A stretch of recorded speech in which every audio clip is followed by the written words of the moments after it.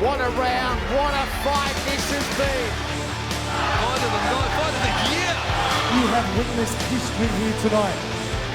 Seriously, who's going to stop him?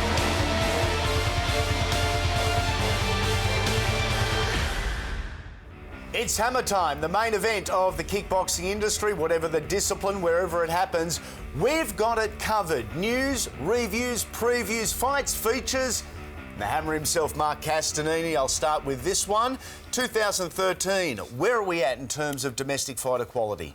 Andy, at an all-time high. The world's greatest sport, in my opinion, with some of the most well-disciplined and conditioned athletes, great talent, Australia, overseas. It's never been better. A massive half hour ahead. Let's check out what is on the show. Some big names and big frames return to the ring. Shane Meads and also Stu McKinnon are back and in style. We also look at Kings of Combat and in full the main event, Steve Moxon and Jabbar Askarov. Cannot wait. In fact, those two main event guys here together, hopefully with you in between, next week. Well, that's something I'm really looking forward to. Of course, both men at their prime, and it was such a hyped fight. The internet went off about it. Yeah. The gyms, the fans, everyone was really looking at that fight with a lot of anticipation. And you know what? We got the exclusive. We've got them in here talking about their thoughts before and after. It's going to be huge. Plenty of happenings on the local scene. Let's start with Sydney. Let's start with Immortality 4. Great to see Shane Meads back in the ring. Hammer? Well, of course, Meadsy, he was always a crowd favourite. Big hitter, brought so much energy and aggression when he fought, and he's right back to it where he left off. It's been 4 years since he last fought. That was a loss to Eric Nosa, but it doesn't seem like 4 years. No, it doesn't seem like 4 years at all. And of course, Eric Nosa is a very credible super heavyweight. So Meadsy, you know, good to see him back and good to see him throwing down with so much power. The heavyweight scene could do with a Shane Meads at the moment. It certainly can, and we look forward to seeing a lot more of Meadsy back in. At the moment, Shane Meads, well, the plan is Immortality in November, yes or no? Well, it certainly is. They've got him on the planning, but they're going to see how he comes off this one, see how his training and his prep goes, and of course, who's going to step up to fight him as well. The McKinnon boy is back, not Steve, but Stu, after a 5-year absence. It was great to see this family member, the fighting family, back into it. Trained with Steve for the Carnage 2 fight, got fit, got ready, and like most of you fighters, you never lose that bug. You never lose the fire, and we're seeing the vision right now, and the big thanks to Paris Productions for the footage. But McKinnon got the burning desire back after prepping Steve, and you know what? Again, 39 years of age, have a look at him. Power pack, such great skill, mixed it up on all levels, and I was really pleased to see Stu, one for the old fellas, see him back in centre ring and doing what he does best. His opponent, a WMC title holder in New Zealand from ETK Gym, Josh Hedder, he didn't pick a kill or an easy fight to return to. No, and that's testament to how the crew from the Bulldog Gym are. You know, they step up, they fight anyone, anywhere, and so much admiration for Stu for doing it. There would have been so much pressure on him to step into this fight. He's the boss of the gym, so you know everyone looks up to him for inspiration, guidance, technical advice. And if he doesn't deliver, you know, it can be quite harming. But he did, shoulder injury aside, no problem. He put pain to the back of his mind and just delivered what he's done in the past. Look at that. Now, there was question marks, and there always is when you're 40 years of age. Question marks over endurance, over fatigue, and if you've still got that natural power. All 3 boxes ticked for mine anyway. Yeah, exactly. And, you know, he said he's still got the desire. He still wants to do it. He's going to see how that shoulder injury comes up. And I've got a very similar injury myself. So, you know, there's a number of treatments that are available to him. You've got to try it and see how you go. So I look forward to seeing a lot more of Stewie back in. You know, he was one of my favourites and he still is. So. You're not making a comeback, are you, from that bad shoulder? You never know what can happen. Couple that are making comebacks and have successfully over the last couple of months, John Wayne Parr. When JWP, the legend, first retired, we had to ask the question, is this legit and well, how long will it last? He's back and back in style, and I think it's great for John. I think it's great for his family, his gym and the sport in general up against Mossy Abdullahi. We will have John Wayne Parr join us here in the studio in a couple of weeks' time. I can't wait to get a great insight. Well, JW is, you know, he's the ultimate showman. He's the face of the sport these days, and he delivers on every level. Such a good ambassador for the sport, and he's still got it. You know, he still brings it into centre ring. You've got Marco Piqué coming up, and I look forward to hearing what he's got to say. The retirement, in my mind and in our mind, we spoke about it. It was never really going to be long term. We knew that. Yeah. He finished on a high, so. You know, as we said, it was just a matter of time. Now, across the country, Kaylee Reese returning, not only an unbelievable fighter, but this young lady, wife of the Riddler, the great Darren Reese, a great ambassador for our sport. And I have got to say, from my opinion, outside of the ropes, being an ambassador for our sport is equally as important as being an athlete inside it, as it stands. She represents so well, Andy. Yep. You know, on every level. You know, she's feminine. She's got excellent technical ability. She puts it together. It's that one complete package that I think every female fighter should aspire to be like. Should aspire to be, you know, like her on all levels. You know, she's fought through some injuries. And one of the interesting points when we spoke to her was that actually out of her first 4 fights, she lost 3.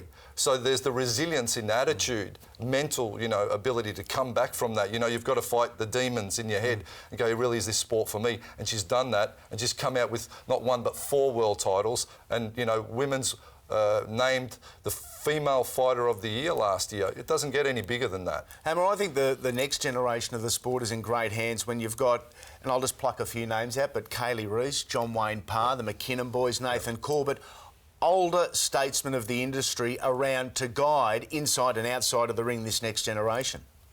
Yeah, the older generation, well, you know, the mid-generation is still there, and there's so much young talent coming up, so much exciting young talent that we're going to be looking at. And, you know, the sport is really just increasing in profile and professionalism as well, I think. You know, everyone's sort of rising to the occasion. One of those professional nights was Kings of Combat 9 recently in Melbourne. Of course, we're going to take a look at the main event a little bit later on in full. Let's take a look at the undercard, however, and it begins with Burak Hassan and Campbell Taparahu. Burak, huge raps, a past, and a great name in Aussie kickboxing. Of course, Burak Hassan, the son of Jamal Hassan, and Jamal has trained so many great fighters, you know, Gurkhan Ozkan, Tibet Hamza, so many. Now he's schooled his son, of course, a silver medalist in the Olympics, and Burak Hassan is going to be one of those new blood that we're talking about. Exciting. Here's the full package. He can kick. His hands are coming up nicely now. You look out for Burak Hassan. He's going to be something big. He's going to be well guided into the future. How would you like to see him guided over the course of the next 18 months? I think slow and steady is going to be the way to go for Burak. He's been on the world stage fighting, you know, in the Olympics. The nerves, they're taken care of. You know, stepping into a ring like the Kings of Combat is one of the biggest events in this country. There'd be a lot of nerves associated, you know, to any fighter getting into the ring on that show. But Burak, he was so cool out the back. I mean, we were warming up. I had one of my guys on that show as well. We were out the back. Burak, he was just chilling out the back. He was so comfortable. It was just another day at the office for him. And that is a dangerous sign for his opponents because they'll be all nervy and, you know, maybe unsettled out the back. And he's just chilling out the back and ready to do business. And that's a dangerous thing for his opponents. Speaking of your boys on the show, Hammer alludes to Chris Harrington, who went in undefeated, and the Butcher by trade and very much by nickname. He remains undefeated. Quality performance, I thought. It was indeed. You know, he fought Everard Augustine, and Everard weighed in a little bit heavy for that fight. He struggled to make weight. We came in under, Everard came in over. We had a game plan, and you know, the Butcher executed it so well. 14 wins, no losses. He's got a perfect record and a WKN Australian title now, so I'm really happy with his performance thus far. Where to next for Chris? Well, he's fighting for a WMC title soon. He's got an elimination fight on Knees of Fury 40. So I'm, you know, sort of slowly but steadily building him up. You know, there's no use rushing out to, you know, overmatching, you know, your guys. You need to have a clear plan, a clear thought process. and not throw fighters into the deep end. They're really eager to get in and fight anyone, but you really have to evaluate where they are at any given time and match them, you know, that way. Ben Kelleher was on the undercard up against one of the real crowd favourites in Razor Ray Domachki. We've seen Ray over the course of the last 18 months, and I don't think a fight's disappointed. Well, Razor Ray's the ticket seller on the Kings of Combat, you know, card. They love him, you know, on the Kings of Combat events. And Ben Kelleher from Darwin, he came down. It was a rematch. Yep. Kelleher, you know, rose that little bit. Ray looked in great shape. He came in really well prepared this time. You know, last time he was a little bit underdone. This time he's come in perfectly. But Kelleher he knew he had to really rise and push Ray in front of his home crowd. You know, he had it all against him, the boy from Darwin, but, you know, he got the nod. Ramesh Habib and Hamish Dempsey, they did their thing on what was a stacked undercard in front of a stacked joint. I mean, there wasn't a spare seat. Well, the Kings of Combat shows, they're just packed every time, and the events are getting bigger and bigger. And there's Dempsey doing his best impression of a Klingon with that big hematoma on his head. He got elbowed first. That started the damage. Then the shin. You know, they had to stop the fight because when you get a knock that big on your head, if it gets any more impact, it'll just pop and, you know, it'll be a bit bloody, to say the least. So the fighter's welfare is always paramount, and Ramesh had his hand raised, and an exciting prospect as well. Big Gul Pahatu completed the undercard, and rarely does a moment or a match disappoint when the big unit's on. Well, everyone loves the super heavyweights. They like to see the big bombs fly.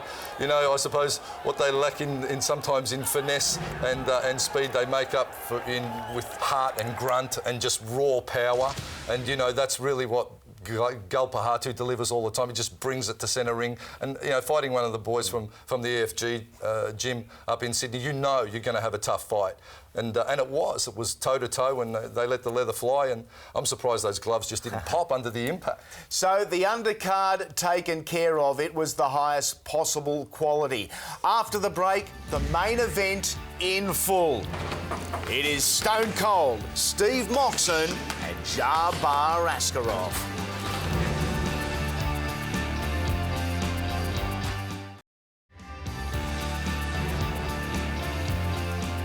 Welcome back to Hammer Time, our comprehensive look at the world of kickboxing, the spotlight firmly on the domestic scene.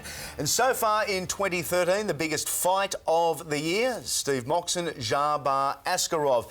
These two guys, a ton of talent, a ton of respect, and they liked each other for a while, but when the bell rang, that all changed. Well, it certainly did, Andy, and a ton of talent and a ton of respect and a ton of power. They were just... You know, it was just like a bomb ready to go off. Jabbar, of course, is a power-pack fighter who always, you know, is on the front foot and aggressive. Steve Moxon, very technical. Let's take a look at the maths that matter and the experience.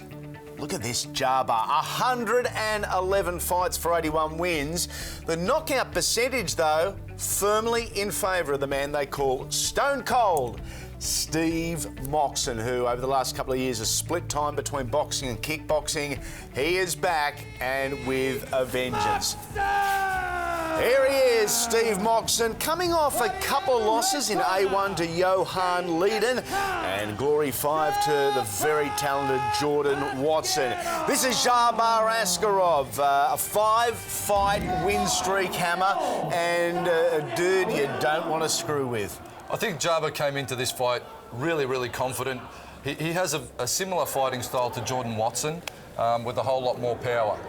It is Askarov in the black gloves, Moxon in the red gloves. Two natural right-handers at middleweight and very much mirror images physically of one another. Very true, Andy, very true. You see Jabbar here, he's fighting in southpaw. Now, the strategy behind that was for Jabbar to switch stance and attack Moxon's back leg. Start to chop out that back leg. You see, Steve, they're just chipping away at the lead thigh. Obviously, the rear thigh is never as conditioned, so the impact, you know, change is a lot different. Hammer, do you like that theory to start a fight with, or do you develop into that theory? Personally, I like to I suppose, evolve into it. And, Yeah. and when you're under pressure, change if you've got the ability to do so, because it's really going to throw your opponent. They need to step outside your lead foot. They need to change their positioning when they're fighting an opposite, I suppose, stanced fighter. Good jab there from Askarov. Good kick to the midsection. Again, coming through with the straight left hand. And that's the theory when you're fighting a mirror opposite. You go get your lead Straight up foot the on the middle. outside, Yep. create the angle, straight hand down the pipe. Straight down the middle. Also, big left hook is going to be a weapon of choice for Java. That big left around kick. You can see him now just trying to tenderise the back leg and inside thigh of Moxon. Tenderise. Trying to shred it. Yes, absolutely.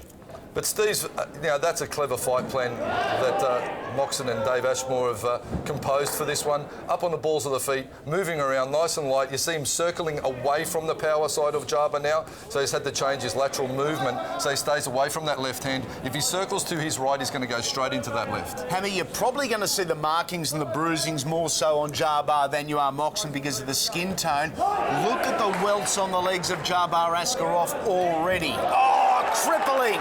Crippling! Big bombs. Jabba Askarov, formerly known or currently known as Mr. Bomb, that's his fight moniker. And you'll see why he really loads up in that big left hand. I also think Jabba's hands, because he hits so hard, his right hand is actually a little bit damaged. He's broken it a number of times in his 110 fight career. So Broken his firing nose a couple of times too, I think you'll find. it's the alternative to cosmetic surgery for me would be to maybe go to where Jabba's been in the fight game. But you'll see him just chopping away. And as I said, with that right hand, now it's the lead hand, so he's not going to be able to power up as much with it. So it's going to protect that damaged hand perhaps as well. But you know what? When he's in the studio and they're in here with us, we're going to be able to ask him all of these great questions. So I'm looking forward to that. I've got a great plan. I'll ask him the easy ones, you ask the tough ones, and I'll go and grab some lunch. What a quality opening round this is. And score it. You know, it's been such a close fight, Andy. I think everyone needs to be scoring it as they watch the shots be thrown. Hammer, I'm as basic as they come. I can commentate and I can score, but I can't do two things at once. I'll leave it to you as the boys trade outside thigh kicks. Looking for the inside of the knee there is Askarov. Moxon finds the outside. Look at the legs of Jabbar already. He responds in kind. Sticking with that southpaw stance. Southpaw, for those of you that aren't familiar with the fight game, it's left-handed. It's right hand and right foot first. Moxon jab inside thigh. Jabba big round kick off the left leg and again to the body. He's keeping the work rate up in this round. A little bit slow to start in the first, but now look at that beautiful push kick. Measures long, keeping Moxon on the outside. But Steve's smart. He'll get in. He'll ping away. He'll get the points up and move. I think their strategy is going to be hit and run to some extent or combination move. And don't make it a game of tennis, a game of back to and fro. Throw the combinations, move, and don't be in front of Jabba for the counter shots. Absolutely. Moxon there taking one just a little south. I don't think it was a direct hit on the box, but a glancing blow nonetheless. Enough to take your breath away. Moxon, big body rips, uppercut. Oh, Jabba good. answers, big overhand. Again, the countering from Jabbar. It looked $1 million. Coming through the middle, Jabbar dominating this round, you could suggest. The boys are really letting him go here. Of course, this fight under K1 rules, which of course is no clinching, only knees, one knee with one clinch, so they can't hang on and grapple and knee at each other. It's got to be quick exchanges, and that's exactly what we're seeing. Big shot from Jabba off the left. A jumping knee. Launched himself and the right knee towards the jawline of Steve Moxon. Moxon with a three-punch combination, trying to create a little bit of space, a little bit of room upstairs, so then he can change levels, but it's Jabbar with that left hook again. Well, Moxon just bread and butter technique, keeping it basic, not taking any risks. He's got his guard up nice and high, protecting his jawline. Do you have to take risks against Jabbar? Such an experienced campaigner. It will become a statistic very quickly if you do. Nice catch and takedown, but centre referee Ignatius Missalides is giving Jabbar a warning for that, saying he's not allowed to do that. And this is where some of the conjecture comes in, Andy, where under glory rules, and under some of the European fight events, Yep. you're actually allowed, You're allowed under K1 rules to catch and take down. They've obviously deemed it not allowed in this fight. Oh, nice uppercut and hook, Jarba. Jarba again, fighting right in the pocket. And here's Moxon responding with a couple of beauties. Looking up high. Jarba! The shot, the return from Moxon. High quality, high power, high energy. 2 rounds down. Wow. 1 remains. 3 3-minute rounds. The boys tap them up. Here we go. This is such an enthralling and such a close fight. You know, on the night, it seemed to have a bit of distance between the two fighters, with Moxon being the busier of the two. But looking at this vision now, you know, I've got to say, I've got respect for what Jarba threw out as well. Big shots, and he's matched it nicely. But Moxon just keeping the work rate up, pinging away, throwing the shots out. Good lateral movement, bouncing on the balls of his feet. That's textbook stuff from Stone Cold Steve Moxon. Jarba trying for the inside thigh. Moxon, the return counter overhand. Straight left, Jarba. He's dominated the middle section of the ring for the majority as Jarba. He has, And ring you know. generalship often goes a long way in scoring bouts for the 3 ringside judges. You've got to score aggression too. So as you're watching this fight, you score the kicks, you score the punches, and you score aggression. Under K1 rules, under normal Thai boxing or mod Thai rules, kicks score higher than punches. But you know, a lot of the experts are saying under these rules, punches and kicks should score the same. Yep. So you know, how are you scoring it at home? It is that's down interesting to point. opinion, and it's the most wonderful part of our sport, but also the most frustrating and controversial. But that's what it is. It is, yeah. Nice knee on the exchange from Jarba. Moxon fires, counters with the hands. Contender Asia superstar Jarba, who now resides, the former Russian, now resides in Melbourne. Proud Victorian, so too Moxon. Tell you what, I've trained alongside Jarba at the WMC camp in Koh Samui, Thailand, and his work ethic in the gym is like something you've never seen. The only person that comes close to his work ethic that I've seen is the Sting Paul Slawinski. They're absolutely unbelievable. Been to Koh Samui in the WMC camp, but didn't train there, had a beer at the bar across the road. Final moments of Askarov and Moxon. How you seeing? Oh, Jarba looks for the big bomb of a right hand. Good defensive awareness from Moxon, despite the fact fatigue well and truly set in.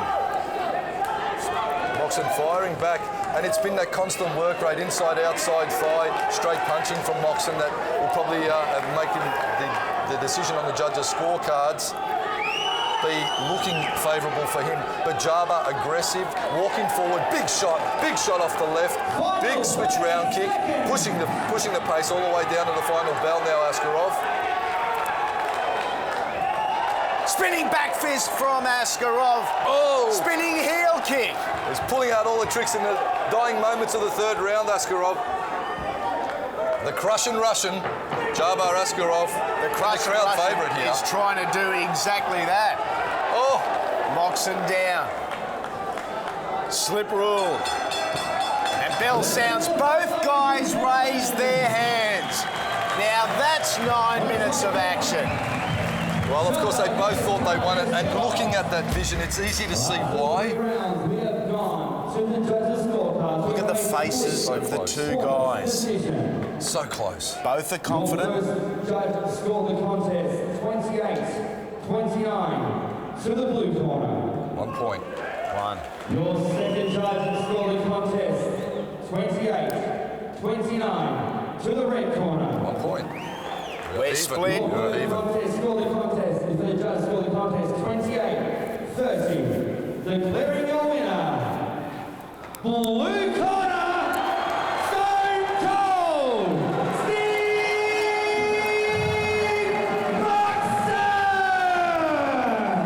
Moxon! Victory to Steve Moxon, 2 points on the scorecard, and Jarba Askarov not happy. In fact, he is filthy centre ring. No dramas for Steve. Oh, Jarba letting that right leg go. And there's one for the lip readers. Jabbar Askarov, filthy. I understand the emotion, don't like the execution. I tell you what, Andy, looking at that vision, as I said, I was there on the night, I saw the fight, and I thought Moxon was busier from that perspective. But looking at that, it was such a close fight, and Jabbar really did land a lot of big punches and big kicks. 3 rounds. Why? Why not 5? It had 5 written all over it. Well, it did, and you know, Jabbar's used to fighting 3 rounds, and I suppose he thought he could take care of business in those 3 rounds with Moxon. Moxon fought a very clever fight. He moved. He was up on the balls of the feet, scoring at range. Didn't stand in front in exchange. Just kept it in his realm. And it was a smart fight from Steve Moxon. Plenty coming up on the local scene over the next couple of weeks. We're heading back to Adelaide, South Australia. Knees of Fury number 40, the longest running series in Aussie kickboxing. Kim Johnson, Luis Regis. That is Saturday, May 11.